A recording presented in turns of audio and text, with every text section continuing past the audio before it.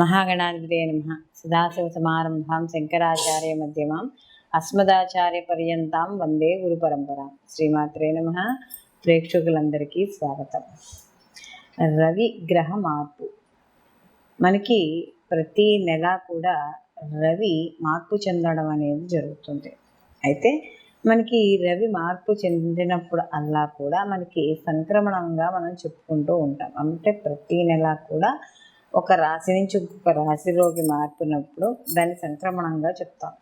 అయితే ఇక్కడ రవి మామూలుగా చూసుకున్నప్పుడు ఆ మార్పు చెందినప్పుడు అక్కడ ఉండే అంటే ఏ రాశిలో ఉన్నాడో ఆ రాశి ఏ భావం అవుతుందో ఆ భావాన్ని బట్టి మిగిలిన రాశుల వాడికి శుభాశుభ ఫలితాలు ఉండడం అనేది జరుగుతుంది.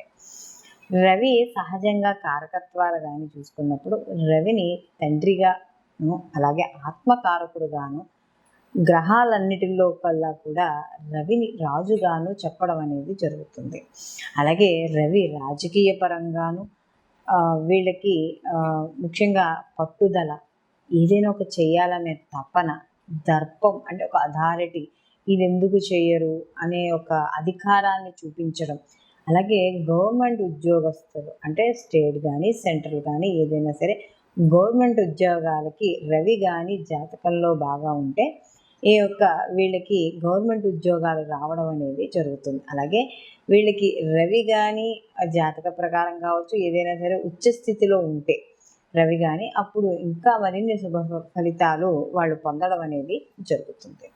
అయితే రవి కారకత్వాల్లో చూసుకున్నప్పుడు ఏదైనా సరే రవి ప్రతిదాన్ని కూడా సాధించుకోవాలి. రాజు ఎలా ప్రతిదాన్ని చేజిక్కించుకోవాలని చూస్తాడో అలాగే రవి కూడా ప్రతి అవకాశాన్ని కూడా వదులుకోకుండా దాన్ని ఒక స్టెప్ బై స్టెప్ ఎదగడానికి ప్రయత్నిస్తూ ఉంటాడు. అలాగే దండన, ఏదైనా రాజదండన అని చెప్తాం కదా, అలాగే ఇతర వాళ్ళకి దండించడంలోనూ ఇతరులను గట్టిగా మాట్లాడడంలోనూ అహంకారము దర్పము చూపించడంలోనూ కూడా రాజుకి ఈ యొక్క రవి అనేది మనం కారకత్వాలుగా చెప్పడం అనేది జరుగుతుంది.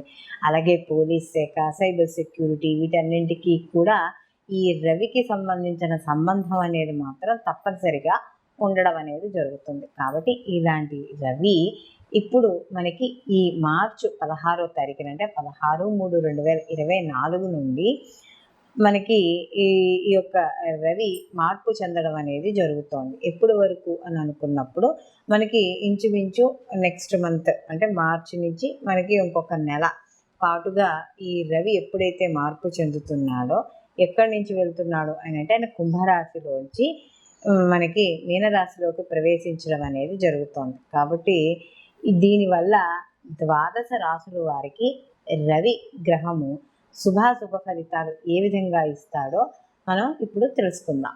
కర్కాటక రాశిలోకి పునర్వసు 4వ పాదము, పుష్యం 1, 2, 3, 4 పాదాలు, ఆశ్లేష 1, 2, 3, 4 పాదాలు కర్కాటక రాశిలోకి వస్తాయి.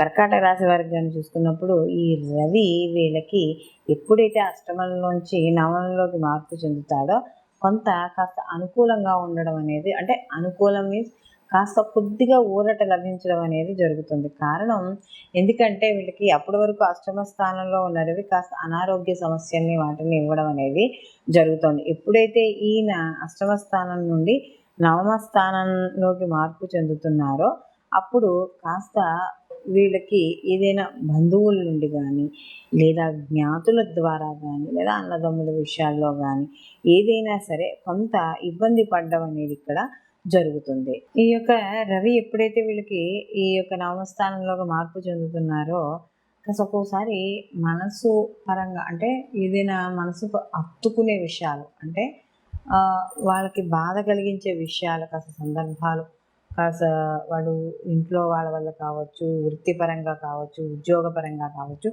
ఏ విధంగానైనా సరే కాస్త మనోవైకల్యం ఏర్పడే అవకాశం అనేది ఇక్కడ కనబడుతోంది. కాబట్టి ఎదర వాళ్ళతో సాధ్యమైనంత వరకు వాదనలకు కానీ లేకపోతే అక్కర్లేని విషయాలు కానీ మాట్లాడకుండా దూరంగా ఉండడం ద్వారా కొంత మానసిక ప్రశాంతత అనేది మాత్రం ఏర్పడుతుంది. అలాగే వీళ్ళకి ఈ నవమ స్థానంలో సంచారం చేయడం వల్ల కాస్త అనవసరమైన ఖర్చులు ఎక్కువగా ఉండడం, అంటే 10 రూపాయలు ఖర్చు పెట్టే చోట 50 రూపాయలు ఖర్చు పెట్టడం, ఇలాంటి అనవసరమైన ఖర్చులు అనేవి ఉంటాయి. పొదుపు అనేది తగ్గుతుంది. కాబట్టి కాస్త పొదుపు విషయాల్లో కాస్త జాగ్రత్త వహించడం, లేదా మనం పొదుపు చేసుకున్న వాటిలోంచి తీసి ఖర్చు పెట్టేయడం ఇలాంటివి ఎక్కువగా కనపడుతూ ఉంటాయి.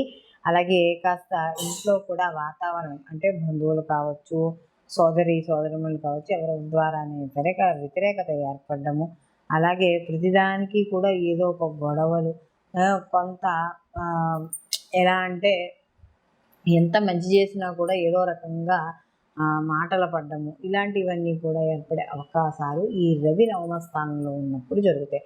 రాజకీయ పరంగా కూడా చిన్న చిన్న చిక్కులు, ఆటంకాలు ఇలాంటివి కనబడుతూ ఉంటాయి. ఒక్కోసారి ఆపదలు అంటే తెలియక పనులు చేయడం వల్ల కొన్ని సంబంధం లేని విషయాల్లో చిక్కుకోవడము ఇలాంటివి కూడా కనపడతాయి. ఎందుకంటే వీళ్ళకి ద్వితీయాధిపతి కాబట్టి, కుటుంబాధిపతి, ధనాధిపతి, వాక్కు స్థానాధిపతి కాబట్టి తప్పనిసరిగా ఎదురు వాళ్ళతో మాట్లాడేటప్పుడు ఉద్రేకంగా కానీ, కోపంతో కానీ, క్రోధవంతంతో కానీ ఇలాంటి విషయాలు చర్చించకుండా ఉండడం అనేది ఉత్తమం. అలాగే విద్యార్థులు ఎవరైతే ఉన్నారో వాళ్ళకి కాస్త అనుకూలంగా ఉంటుంది. వీళ్ళకి ఈ రాశిలో ఉన్న ఎవరైతే స్త్రీలు కావచ్చు, వాళ్ళ వృత్తి ఉద్యోగ వ్యాపారాల పరంగా వాటి పరంగా కూడా అనుకూలంగా ఉంటుంది. స్త్రీల ఆరోగ్య విషయాల్లో మాత్రం కాస్త జాగ్రత్త వహిస్తూ ఉండాలి.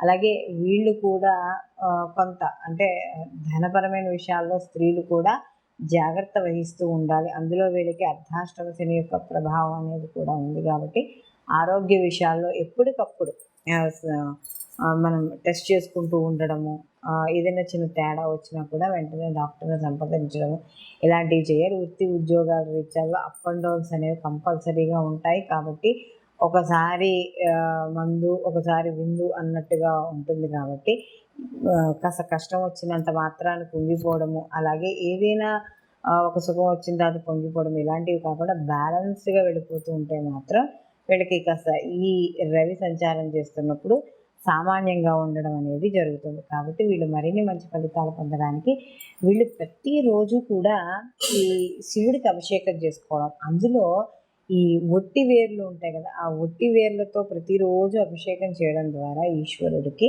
కాస్త అనుకూలమైన ఫలితాలు ఎక్కువగా ఉండడం అనేది జరుగుతుంది. అలాగే దీంతో పాటుగా ప్రతిరోజు కూడా సూర్య నమస్కారాలు కానీ, సూర్య ఆరాధన కానీ, లేదా నవగ్రహాల దగ్గరికి వెళ్ళి ప్రదక్షిణం చేయడం కానీ ఇలాంటివి ఏవి చేసినా కూడా శుభ ఫలితాలను పొందడం అనేది జరుగుతుంది. మనం ఇప్పుడు రవికి సంబంధించి ఏ రాశి వాళ్ళకి ఎలా ఉంటుంది అనే విషయాన్ని మనం ఇప్పుడు తెలుసుకున్నాం. అయితే సహజంగా ఇప్పుడు మనం తెలుసుకున్నవన్నీ కూడా గోచార ఫలితాలు.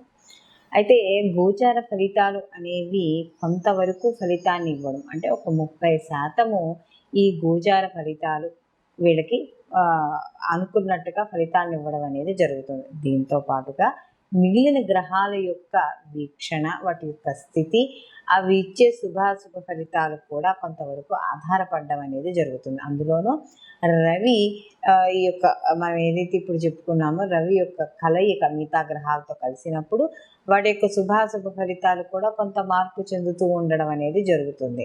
కాబట్టి ఇక్కడ మనం ఈ గోచార ఫలితాలతో పాటుగా జన్మజాతక ఫలితాలు కూడా తప్పనిసరిగా పరిశీలనలోకి తీసుకోవాలి. అంటే మనం పుట్టిన సమయము ఏదైతే ఉందో ఆ సమయము, డేట్ ఆఫ్ బర్త్, ఇవన్నీ కూడా ప్లేస్ ఆఫ్ బర్త్ ఇవన్నీ చూసుకుని వాటి ద్వారా మనం ఒక జన్మ జాతకం అంటే వ్యక్తిగత జాతకం అనేది వస్తుంది. ఆ వ్యక్తిగత జాతకానికి ఈ గోచార ఫలితాలను అనుసంధానం చేసుకుని రెండింటినీ కలిపి రిజల్ట్స్ చూసుకొని ఈ సమయంలో మనం ఏ పని చేపట్టవచ్చు, ఏ పని చేపట్టకూడదు, లేకపోతే అసలు మనం ఆలోచనలు ఏంటి, వివాహానికి సంబంధించి కావచ్చు, విద్యకు కావచ్చు, కొత్తగా ఏమైనా వ్యాపారాలు చేపట్టేటప్పుడు కావచ్చు, ఏ రకమైన వాటికైనా సరే ఈ గోచార ఫలితాలతో పాటు జన్మజాతకంలో మీకు జరుగుతున్న మహర్దశలు ఏమిటి, అంతర్దశలు ఏమిటి, ఏది బలంగా ఉంది, గోచారం బలంగా ఉందా, లేకపోతే జన్మజాతకం బలంగా ఉందా, లేకపోతే ఏదైనా తప్పదు ఈ పని ఒక పని చెయ్యాలి అని అనుకున్నప్పుడు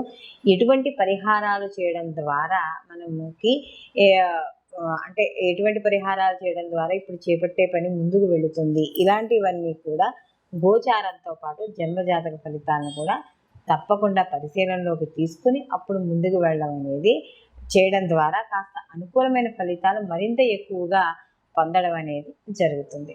సర్వే జన సుఖినో భవంతు, లోకా సంస్థ సుఖినో భవంతు.